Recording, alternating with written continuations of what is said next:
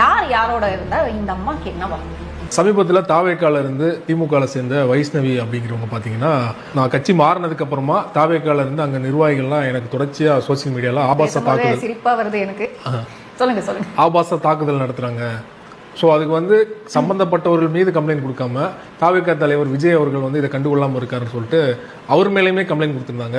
அவங்களுக்கு அவ்வளோதான் அறிவு அப்படின்றது அவங்களே ப்ரூவ் பண்ணிக்கிட்டே இருக்காங்க. யாரும் மேலே கொடுக்கணும், உங்களை ட்ரோல் பண்ண ஐடிஸ் எல்லாம் லிஸ்ட் போட்டு நீங்க ஸ்டேஷனை கொடுத்தீங்கன்னா அவங்களோட நம்பர் எடுத்து அவங்க பண்ண வேண்டிய ஆக்ஷன் பண்ணுவாங்க. நீங்க என்ன பண்ணீங்க? தளபதி மேல கேஸ் போட்டிருக்கீங்க. அவருக்கும் உங்களுக்கு என்ன சம்பந்தம்?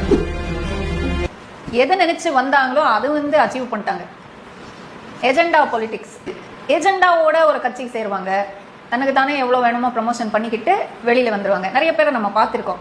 ஆனால் வைஷ்ணவி கேஸ்ல வைஷ்ணவின்னு ஒரு கேரக்டர் இருக்காங்கன்றதே நமக்கு அவங்க வெளியில பேசின போதான் தெரியுது. இது அவங்களே ஒரு காமெடி பேசாதான் எனக்கு தெரியுறாங்க. அவங்க பண்ற சம்பவங்கள், டெய்லி பேட்டி கொடுக்கறது, பேட்டியில பேசுற விஷயங்கள், அப்போ எனக்கு ஒன்றும் பேசணும்னு தோணலை. சரி ஏதோ 10ல் 1 அப்படின்னு இருந்துச்சு. பட் இப்போ இன்னைக்கு நான் வைஷ்ணவியை பத்தி பேசுறதுக்கே காரணம் இதுதான்.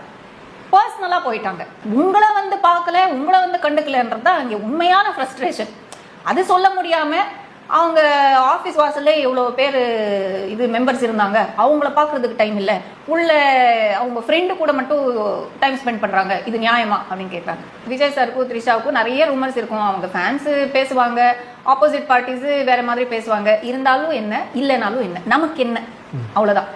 ஆஸ் அ கட்சி தலைவரா, ஆஸ் அ அரசியல்வாதியா அவங்க நியாயமா மக்கள் சார்பா மக்களுக்காக நல்ல விஷயங்கள் பேசுறாங்களா, பண்றாங்களா, பண்றேன்னு அவங்க வாக்கு கொடுக்குறாங்களா, அது நம்ம பார்க்கணும்.